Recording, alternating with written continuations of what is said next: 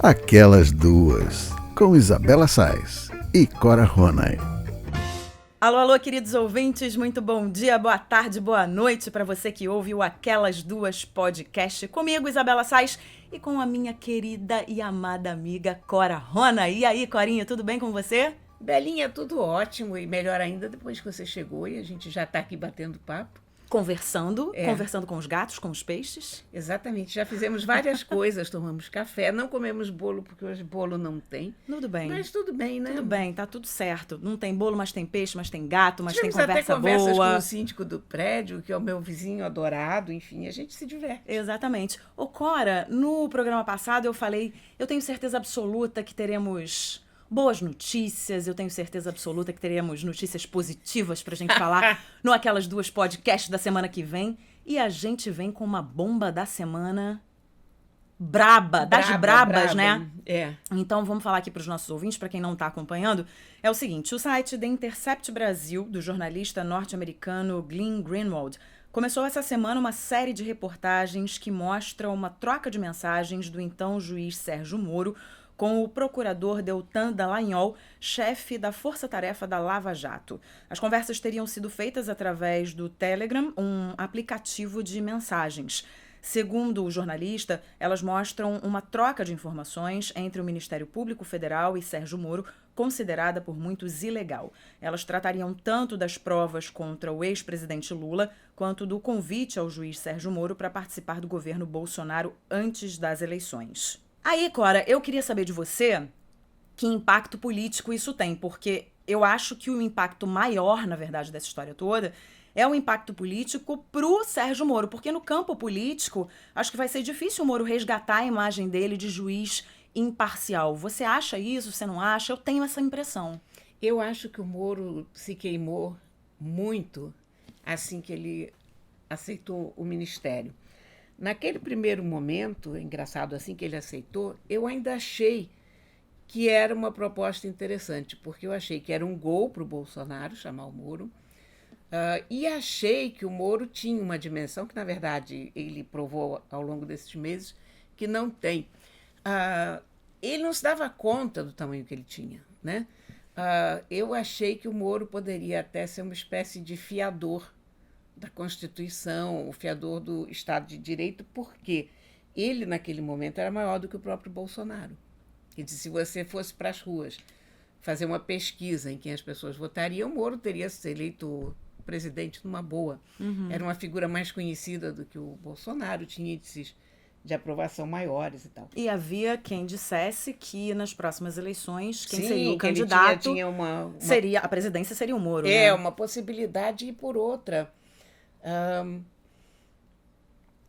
Ele era uma figura mais palatável do que o Bolsonaro. Mesmo para as pessoas que detestam o Moro, vamos dividir isso e botar naquela altura e nessa altura, porque nós estamos falando de Moros completamente diferentes. Eu acho que eles acham que a personagem que chegou até o fim do ano passado ainda tinha essa aura do juiz e de qualquer maneira, a gente tem que ter em perspectiva que o trabalho dele na Lava Jato foi muito importante. Sim. Quer dizer, isso, nada do que veio depois diminui a importância que isso teve. Mas o Moro foi se revelando uma figura com um calcanhar muito, muito frágil, né? Porque teve aquele episódio da Ilona Sabo, teve o... Esse episódio foi, pra mim foi o que de fato dividiu ali. Foi o turning point. Foi né? o turning point, exatamente. Porque você fazer um convite, né, para uma pessoa que tá mais do que provado que é uma pessoa absolutamente competente e que entende do assunto de segurança pública. Por uma suplência não remunerada. Vê? Exatamente. E você desfazer esse convite, né, pegou mal por e ficou causa muito de feio. pressão de rede social. Isso é inacreditável. Exatamente. Ali, Senti falta ali de um pulso firme de falar, não, eu quero bancar, eu banco esse convite, eu quero que ela fique. Sabe o que faltou ali? Faltou a firmeza de uma pessoa que não tem apego ao cargo. Quer dizer, e ali ele demonstrou, não, eu quero esse cargo. E eu escrevi até um negócio falando que era um carguinho em Brasília. E as pessoas, mas ministro... Não é nada. Um ministro é um carguinho em Brasília. Um ministro dura 4 anos, se durar. Você lembra quem eram os ministros nos anos passados, nas administrações passadas? Nunca. Quer dizer, E se você está ali pela é pátria... relevante, né? Quer dizer, e eu achei, eu confesso, eu achei que o Moro tinha aceitado o ministério por uma questão de patriotismo. Eu sei que essa palavra é quase cafona hoje em dia. É o que eu estava falando. Se você está ali por amor à pátria, digamos assim, né? Entre aspas, por que você cede às primeiras pressões Exatamente. de Você uma não pode rede ceder. social? Você não pode ceder, né? É aquela coisa do apego ao cargo que você está falando. A tua convicção tem que ser maior do que o teu apego ao cargo. Pronto. É por isso que eu luto, é isso que eu defendo. Independente do cargo que eu ocupo. Ali a coisa já desandou, e desandou também com o decreto das armas e com um monte de coisas que o Moro deveria ter se manifestado, não se manifestou. Foi derrapando, né? Caso Queiroz, Flávio Bolsonaro, alguma coisa ele tinha que ter falado em relação a essa questão toda, que não falou. Então, a figura dele hoje, a meu ver, está muito diminuída. Eu acho que isso provavelmente acaba com as chances dele de conseguir uma cadeira no Supremo. Agora, eu acho, apesar de tudo, é engraçado, né? Porque eu escrevi no Facebook que isso me parece uma tempestade em copo d'água, e que há um ar de hipocrisia no escândalo. E eu continuo achando isso. Eu acho que o que foi revelado é menor do que o escândalo que está se fazendo em volta. Quer dizer, porque há isenção da justiça, há isso, aquilo. Mas, olha, em primeiro lugar, eu não sei se a questão da isenção da justiça, ou, sei lá, como é que a gente pode dizer isso, essa estrita observância das leis foi rompida de tal maneira. Eu acredito que as pessoas conversam entre si. Eu acredito que também tenha conversas do Moro com os advogados. É importante a gente lembrar que a gente não sabe o conteúdo, conteúdo, todo o conteúdo dessa conversa, né? A gente não está vendo o contexto todo. Eu acho que essa ideia de que o juiz não fala com o promotor, o juiz não fala com o advogado, isso primeiro é contradito o tempo todo pela realidade que a gente vê no país. Qualquer pessoa que conheça algum advogado sabe que o tempo todo, ou algum juiz sabe que as pessoas conversam sobre os casos. Seria sobre-humano você quer que a pessoa não troque ideias. Há algumas coisas comprometedoras ali. Acho que talvez a mais comprometedora seja ele falar do Congresso, mais do que outra coisa qualquer. E é engraçado que isso, tirando o Carlos Andreasa, que escreveu hoje sobre isso, as pessoas, do modo geral, não perceberam isso, a ideia de limpar o Congresso, como se o Congresso fosse uma coisa alheia ao Brasil, e que o Moro e a Lava Jato fossem o detergente divino eu acho que tudo posto isso... na terra para limpar o Congresso, essa casa. Eu acho que me chama mais atenção nessa história toda é que as pessoas que defendem um vazamento... elas atacam, dependendo do tipo de vazamento e para que lado está esse vazamento, elas apoiam o vazamento e logo depois elas atacam o vazamento, ou vice-versa, entendeu? Então, que bom que vazou, porque vazou e está atacando a parte que eu quero atacar. Mas que ruim que vazou, porque está atacando o lado que eu não gostaria que fosse atacado. Então, eu também acho que tem uma hipocrisia nesse sentido. Foi nesse sentido que eu escrevi, que eu percebi um ar de hipocrisia na história. E a coisa que eu acho mais séria, que eu realmente acho mais séria, é como os telefones de um juiz e de procuradores de um caso do tamanho da Lava Jato podem ser tão vulneráveis. Quer dizer, qualquer empresa estrangeira, com o mínimo de seriedade, dá aparelhos criptografados para os seus funcionários. Aqui no Brasil é impressionante, todo mundo grava presidente da República,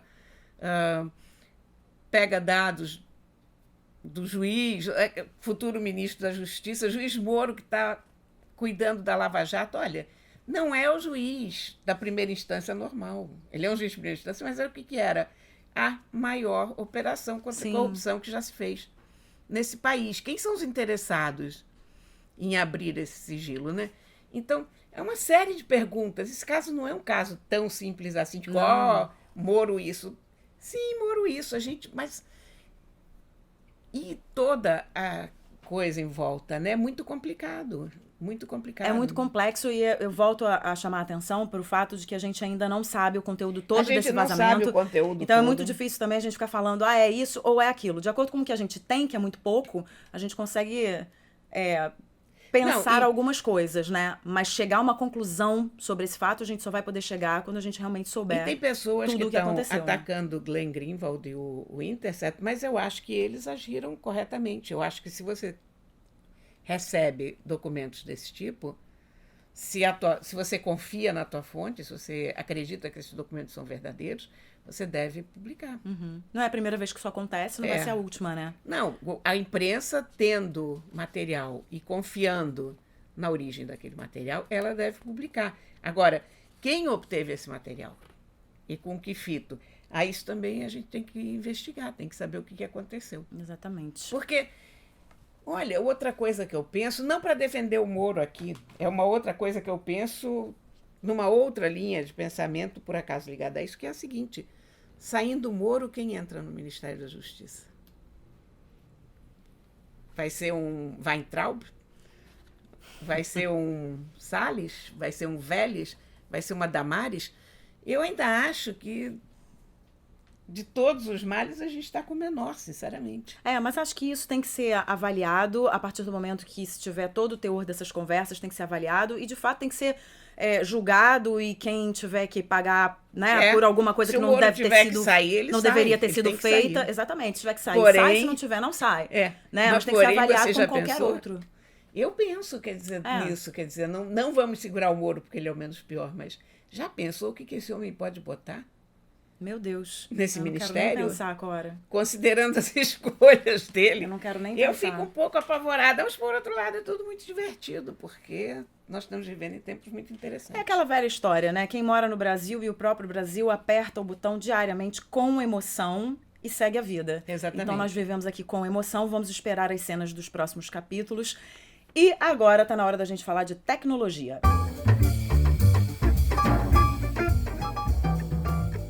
Cora, o YouTube planeja remover milhares de vídeos e de canais que defendem o neonazismo, a supremacia branca e outras ideologias intolerantes. Segundo a empresa, essa ação é uma tentativa de limpar o serviço de vídeos do extremismo e do discurso de ódio. A nova política vai proibir vídeos que alegam que um grupo é superior para justificar discriminação, segregação ou exclusão.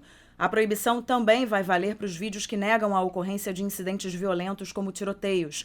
O YouTube, que pertence ao Google, não indicou o nome de nenhum canal ou vídeo específico. A gente está vivendo num mundo repleto de intolerância, né? A gente sabe disso.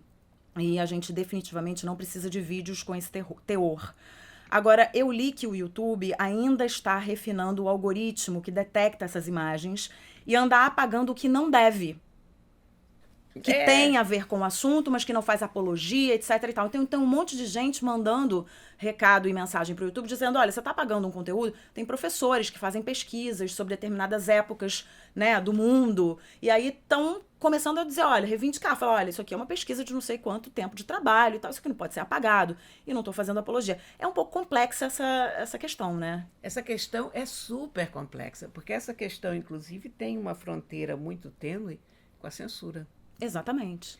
Então, a gente não pode ser tolerante com os intolerantes. Mas, aonde fica a fronteira disso? Né? Quem é que estabelece quais são os critérios? Quem estabelece os limites? Eu, honestamente, fico muito dividida diante dessas coisas. Eu acho que as pessoas têm que ser adultas e têm que saber avaliar o conteúdo que elas estão vendo. Eu acho que você põe uma censura de idade para crianças, evidentemente, mas na minha cabeça, o ser adulto, educado, deveria saber distinguir por si só a qualidade do que ele está vendo. Então, não sei, cara, na minha cabeça, tudo isso tem um lado complicado e um lado ruim que me lembra a censura. Por outro lado, se você me perguntar, aí você vai fazer o quê com conteúdo extremista também? É porque é um conteúdo que influencia muita gente, né? E eu não sei até que ponto que esses conteúdos influenciam as pessoas, ou até que ponto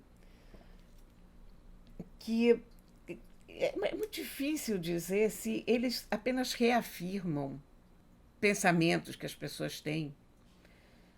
Cara, a bolha talvez seja mais complicada até do que um conteúdo único. Eu acho que o que deveria se fazer, mas eu não sei também como fazer isso. Eu estou falando aqui como uma pessoa fora desse mundo técnico de saber como é que se mexe um algoritmo e como se faz isso. Mas, por exemplo, eu acho mais complicado você ter um algoritmo que só te mostra um tipo de coisa do que você, eventualmente, ter um vídeo extremista. Porque se você só vê um tipo de mensagem, você acaba achando que aquilo é real. Agora, se você vê toda espécie de conteúdos e dentro disso você vê um vídeo extremista, você sabe dar o peso àquele vídeo. Quer dizer, você percebe, não, isso aqui está em contradição ao que eu tenho visto em geral. Isso não é bem assim. Você tem mais ferramentas para lidar com aquele vídeo extremista. Então, eu não sei, a gente está lidando com um mundo muito novo. Quem diz que sabe o que fazer nessa circunstância está mal informado. Porque todos estamos construindo isso juntos ao mesmo tempo. Sim, eu acho que até o próprio... É um velho oeste, sem leis ainda, né? Até o próprio YouTube aqui tá confuso, né? Tá, porque muito. ele tá ali refinando esse algoritmo para entender que imagens eu vou varrer da rede e que imagens eu vou permitir, né? E é o que você tá falando, é segundo quem? Quem é que avalia?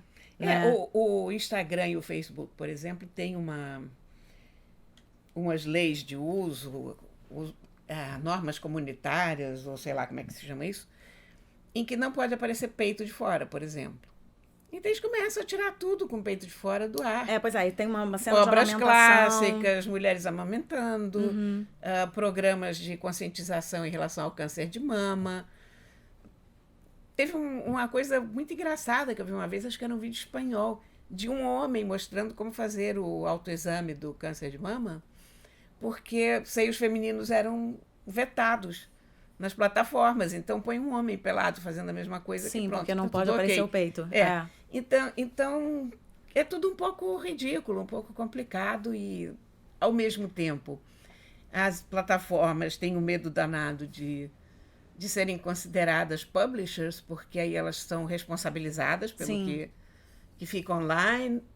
Não há nenhuma regulamentação. Agora, evidentemente, elas já buscam uma regulamentação antes que sejam todas picotadas e desmembradas e paguem multas astronômicas. Eu acho que a solução... É complicado. A solução é você regulamentar, é você pelo menos ter ali, né, os tópicos, o que não pode, o que pode, até para que a pessoa que vá publicar, ela entenda o que pode e o que não pode e minimamente respeitar aquilo.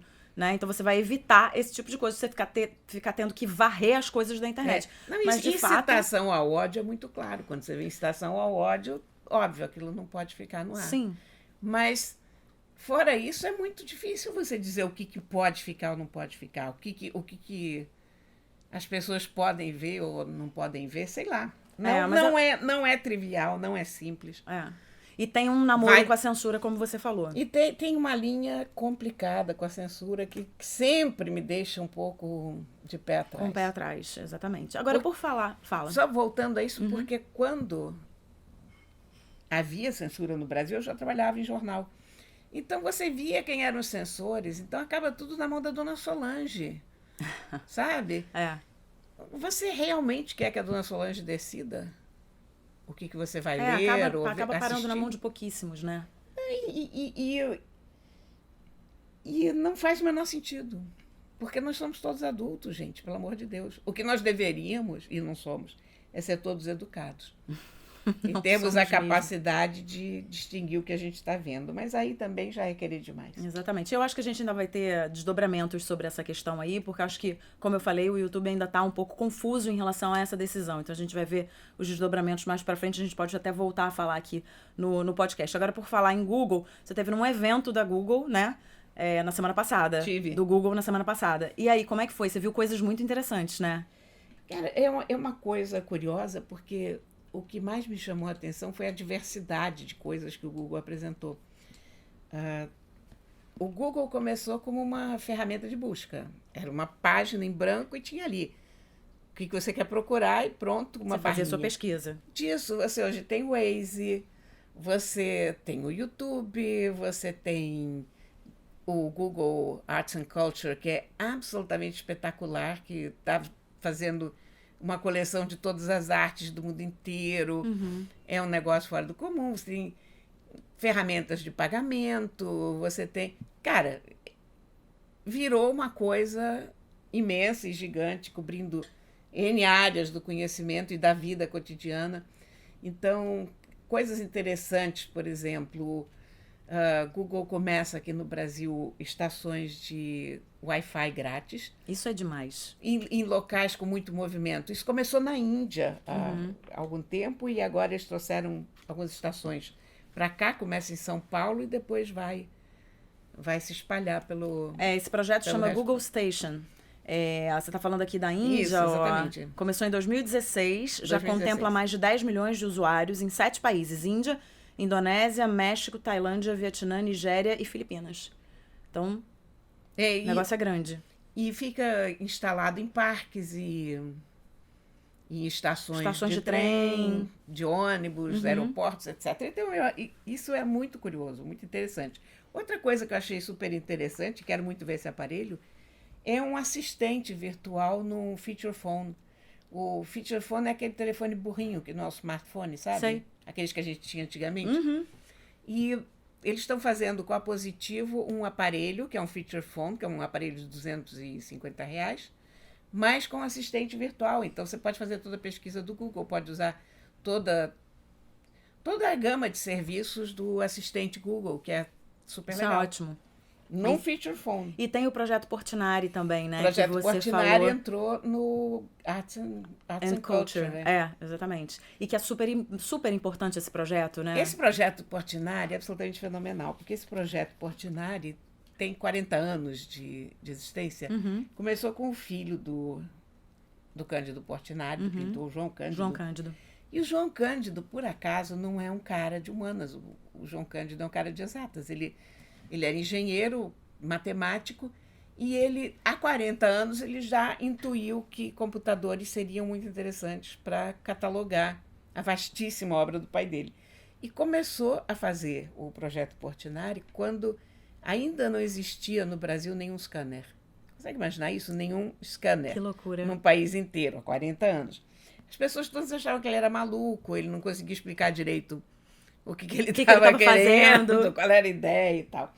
E aí, quando chega o Google Arts and Culture, que é esse imenso projeto de divulgação de instituições culturais e de artes e tal, o projeto Portinari é perfeito para isso. Então, ele oferece uma plataforma para uma coisa que, na verdade, já existia, que o projeto Portinari já estava lá, mas com essa plataforma universal do Google, pronto, ficou um espetáculo. E tem até um tour virtual da casa do Portinari em Brodowski. Olha que legal. Isso é sensacional. Segundo ele, 95% das obras do pai pertencem a coleções particulares, e uma das missões desse projeto é justamente ampliar o acesso. Exatamente. Isso eu acho muito legal. É você ter em mãos uma obra que todo mundo deveria conhecer e fazer com que todo mundo conheça mesmo. Em vez de você prender dentro da sua casa, dentro de um quartinho, tudo ali, você faz aquilo, você torna aquilo público, né? O bárbaro desse Arts and Culture é que ele te põe em todos os museus do mundo. Isso é demais. Na tela. É demais. Na palma da tua mão, né? Você tá lá, você quer ver o Rijksmuseum, vai lá ver. Você vai lá e vê. Quer ver a Frida Kahlo? Tem uma tremenda exposição da Frida Kahlo. É muito legal. E esse é o segundo maior acervo de um artista plástico da América Latina na plataforma. Então a coisa é grande mesmo. Né? Enorme. O maior de todos é o da Frida Kahlo. Você imagina, né? Exatamente. Corinha, ainda falando do Google, eu achei muito interessante o Museu do Impedimento. Não sabia, a gente estava conversando, você me falou da questão do futebol feminino. que era proibido, foi proibido durante muito tempo, né? E aí o Google também tem essa parceria, olha, é uma parceria entre o Google e o Museu do Futebol de São Paulo. Eles se uniram para reconstruir a história do futebol feminino no Brasil. Pouca gente sabe, mas durante 40 anos a prática do esporte por parte das mulheres foi proibida. A lei só foi revogada na década de 80. Por conta disso, são poucos os registros que se tem a respeito. A ideia agora é reconstruir essa memória através de uma plataforma colaborativa. O sistema criado pelo Google se chama Museu do Impedimento. Vídeos, fotos, áudios e imagens pessoais podem ser enviados. A busca por arquivos para ajudar a montar uma linha do tempo sobre o futebol feminino no Brasil já acontece desde 2015, mas o site da iniciativa foi lançado no mês passado e vai receber colaborações até o dia 23 de junho. A aposta é que, ao conhecerem a história, as pessoas passem a valorizar mais a prática do esporte feminino no Brasil, que isso é uma questão, né? O futebol feminino, ele não é tão valorizado. Imagina, se você for comparar com o masculino, então ele praticamente some. Mas ele era proibido, né? criatura, né? Exatamente, exatamente por essa questão, era proibido. Não tinha né? nem... Mas engraçado, né? Eu nem sabia que havia uma proibição. Eu também não, isso foi mas uma novidade. Mas por outro lado, eu sei tão pouco de futebol que não chega a ser um milagre que eu soubesse que não é proibido, ou soubesse que é proibido, ou whatever. E o pior, você sabe, é que a minha neta joga futebol muito bem. Olha que legal. Eu tenho a filha de uma amiga minha, joga futebol super bem também, tá indo super bem na aula de futebol. Eu acho tão bacana esse incentivo né, às mulheres em relação ao futebol. Por que as mulheres não podem jogar futebol? Por que o futebol... Tudo bem, a gente está muito mais acostumado, é cultural, a gente vê muito mais o futebol como um esporte masculino, mas eu acho que isso tem que mudar. Isso é cultural, mas isso tem que mudar. Por que é um esporte mais masculino? Né? E eu acho que é um pouco aquela coisa do que nasceu primeiro, o ovo ou a galinha. Porque é um esporte bruto, as pessoas jogam de uma forma desleal às vezes, mas jogam assim porque são homens, talvez, né? É possível que mulheres jogando a coisa fique mais tranquila. Por que precisa ser um esporte que contunde as pessoas e quebra patas? Eu não posso jogar futebol. Eu acho que eu não posso jogar futebol, porque eu acho que eu ia sair empurrando todo mundo. Sai que a bola é minha. Cara, até chegar no gol, ia ficar doida. Mas tem que ser pros dois lados. Gente, por que mulher não pode jogar futebol? É patético. Por que é patético. Por que mulher não pode dirigir, né? Sei lá. Por que mulher não pode votar? Né? Por que mulher não pode fazer um monte de coisa? Que isso? Mulher não é um ser inferior. Mas eu acho que a gente está avançando muito em relação a esse assunto, né?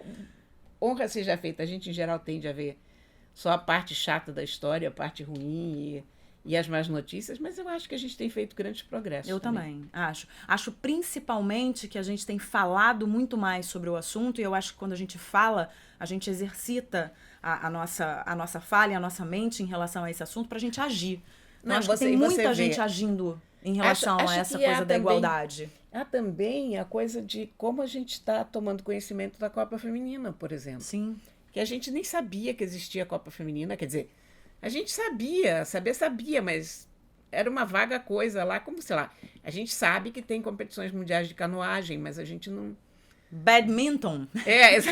O futebol feminino está para o badminton, mais ou menos, né? Futebol feminino. Pô, pelo amor de Deus, vamos botar aquela coisa que eles saem enxugando o chão, qual é aquele outro? Aquele esporte esquisito. Não lembro agora, eu sei qual é, não lembro. Também a coisa do esporte masculino cresceu desse jeito, porque jogaram muito dinheiro em cima, porque virou uma coisa de consumo, virou uma coisa de comércio. Então, acaba sendo um círculo vicioso, porque quanto mais se fala, mais se fala. Né? Quando você paga não sei quantos milhões num jogador, você tem que fazer muita propaganda em cima para compensar aquilo. Então, aliás, você falou em propaganda, não sei se você já viu, eu não sei, acho que ela já está no ar, a propaganda do Guaraná Antártica, se não me engano, que fala sobre... É um recado para as empresas, do porquê as empresas não patrocinam tanto o futebol feminino e patrocinam muito mais o futebol masculino. Então tem uma ironia a propaganda, falando assim, pô, será que a Fabi não é capaz de beber uma lata de Guaraná e no final fazer... Aí a Fabi bebe a lata de Guaraná e faz... pra câmera. É tão legal, porque eles vão dizendo, eles pegam assim aquelas coisas mais emblemáticas da propaganda do futebol masculino e vão colocando para as mulheres fazerem, né? Então, será que ela não é capaz disso? E será que ela não é capaz daquilo? E será que ela não é capaz daquilo outro? Eu acho que mulher... Claro que é. Então, por que você não anuncia no futebol feminino também? Por que você pega 90% da sua verba, 95% da sua verba e bota no futebol masculino? Peraí, divide isso aí. Mulher pode fazer propaganda até de barbeador, ué. Vai raspar claro. a perna, ué. Olha que legal. Não é mais bacana do que ver um marmanjo se barbeando? É isso. Honestamente. É isso. E olha, aqui a Copa do Mundo, ela foi instaurada em 1930, a masculina, né? A feminina só fez a sua estreia em 91. A competição também acontece a cada 4 anos, que é isso que a gente está dizendo, né? E já foi sediada, pela China, Suécia, Estados Unidos, Alemanha, Canadá. O Brasil é candidato para ser o anfitrião da próxima edição em 2023. Deus então, me livre, eu não quero acho mais Copas neste país, nem Olimpíada. Mas é importante, Cora. E eu acho que é isso, a gente Mas tá já parou para pensar quantos estádios vão querer construir por conta disso? Senhora. Quantos estádios que vão despencar Exatamente, um ano depois, não, né? não quero mais nada. Quantos alojamentos que vão ficar abandonados, com o mato crescendo em Manda volta pra logo Argentina, depois. pronto. E aí nós todos viajamos lá pra Argentina e a gente assiste lá, pronto. E também tem a questão dos salários, né? Os salários dos homens no futebol é ridículo.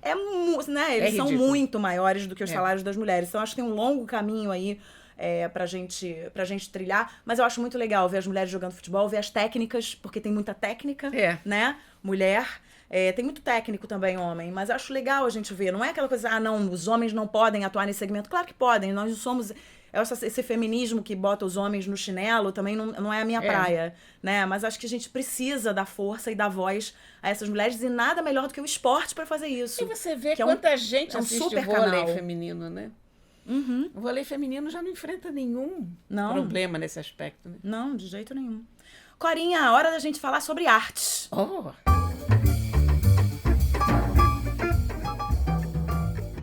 Eu disse pra você que não ia dar tempo, mas deu. Eu fui à exposição no Museu do Amanhã. Eu fui à exposição para todo mundo. E eu quero contar para os nossos ouvintes. Olha só, as Nações Unidas apontam que a população mundial, que atualmente está em 7 bilhões e 600 milhões de pessoas, deve beirar os 10 bilhões em 2050.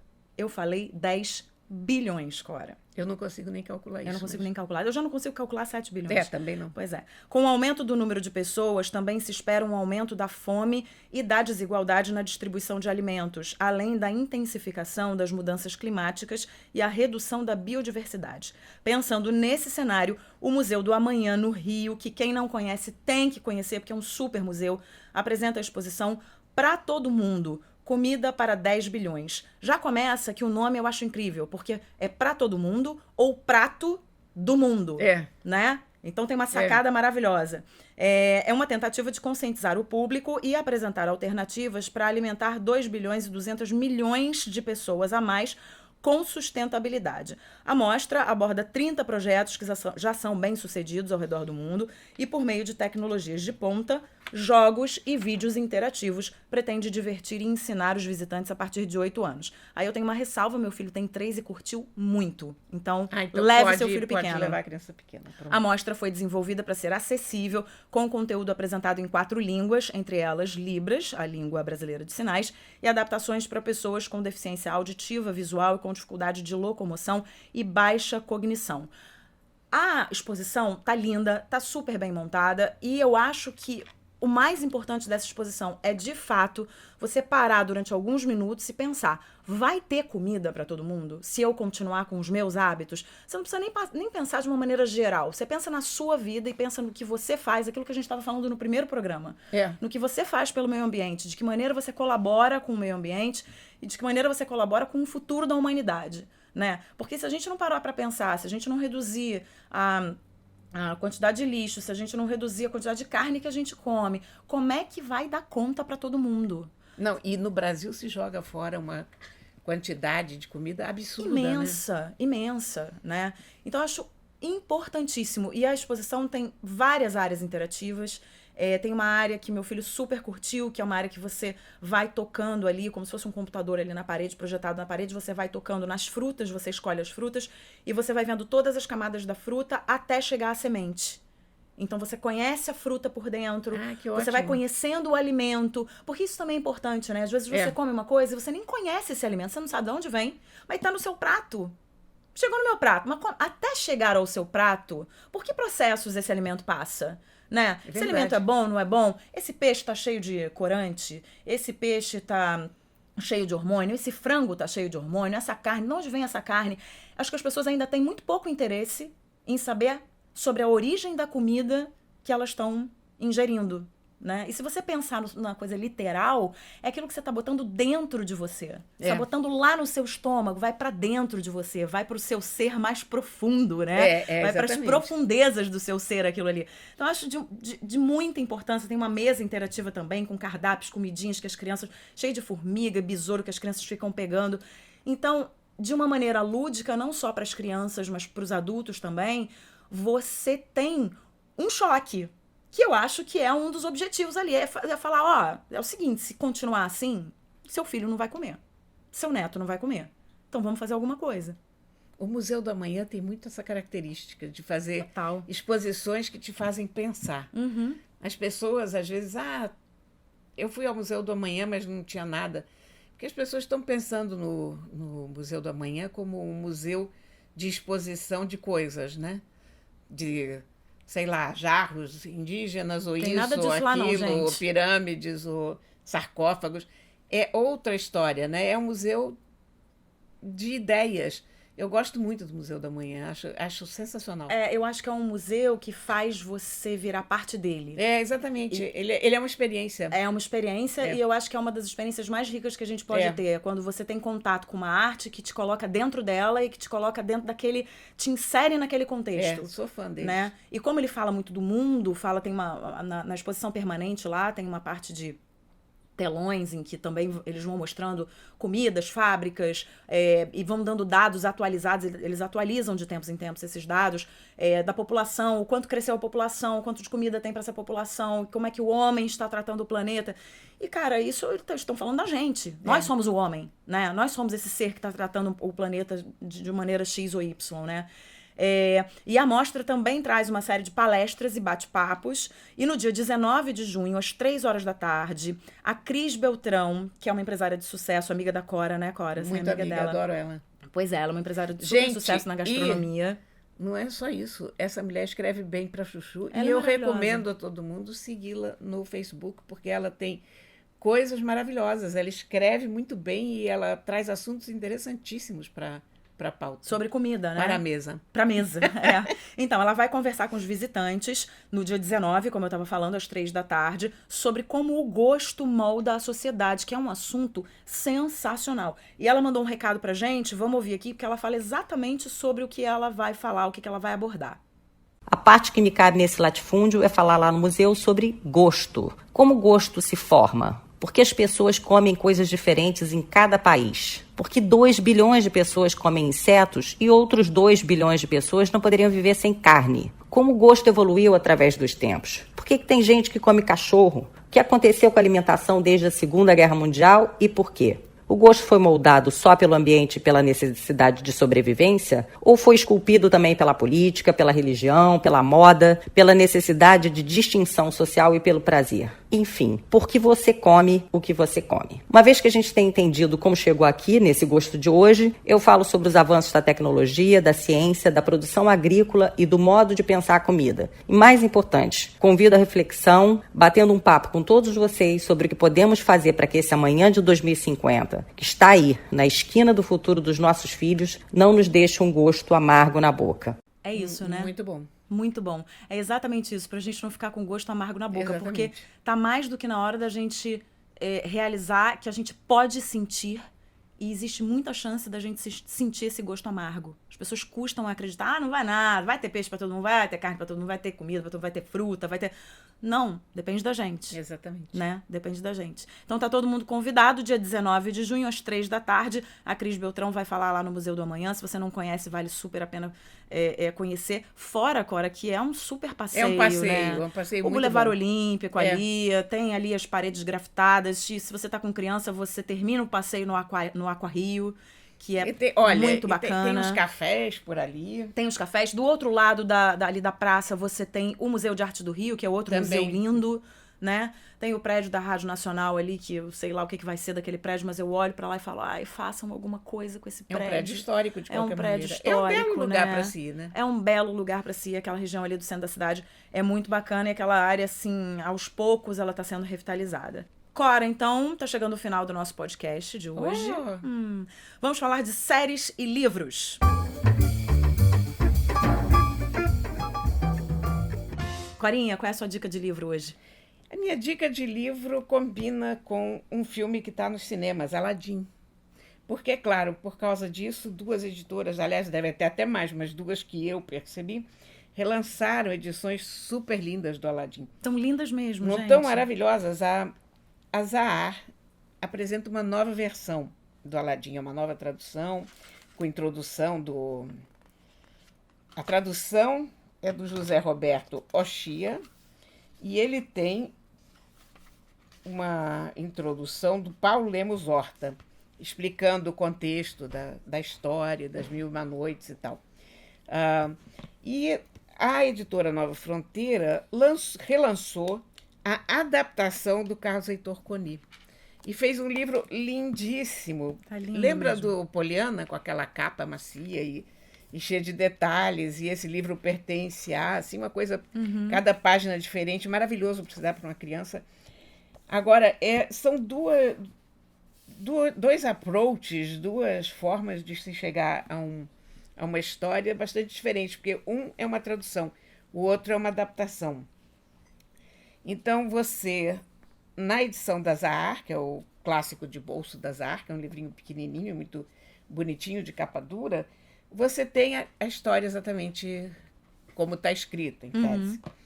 E na edição da Nova Fronteira, você tem a história contada pelo Carlos Heitor Coni, um dos melhores escritores fofinha essa capa? brasileiros. A capa é fofinha, a capa é... Gente, tá linda as duas, na verdade. São 2 edições maravilhosas e é bom vocês saberem que elas estão nas livrarias, e sempre é bom a gente dar para uma criança um livro de um filme que ela acabou de assistir ou quer saber mais. Claro, então aproveita e como lê. tá em cartaz, né? Tá Nada em melhor. cartaz e você vai em cima. E, aliás, é bom pra gente também, para nós crianças de sei lá quantos anos, que já passaram há muito tempo dos Pra 10 gente anos de resgatar a nossa idade. criança interior. Exatamente, né? mas estão 2 edições super caprichadas, super bonitas, e vale a pena dar uma olhada nesses livros. Eu amo essa história e eu acho que os 2 livros estão lindos.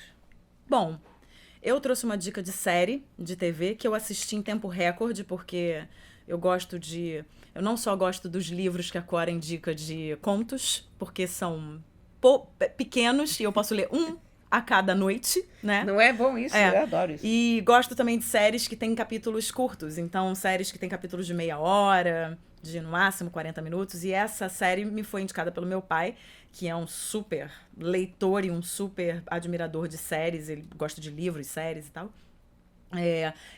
Ela tem um título um pouco infeliz em português, eu acho, porque em inglês ela chama Die to Me. Morra pra mim, né? Morra pra mim ou por mim? Die to me, To me é morra para mim, né? é um jogo de palavras com lie to me, né? Minta para mim. Então seria morra para mim. Para mim, né? É. Morra para mim.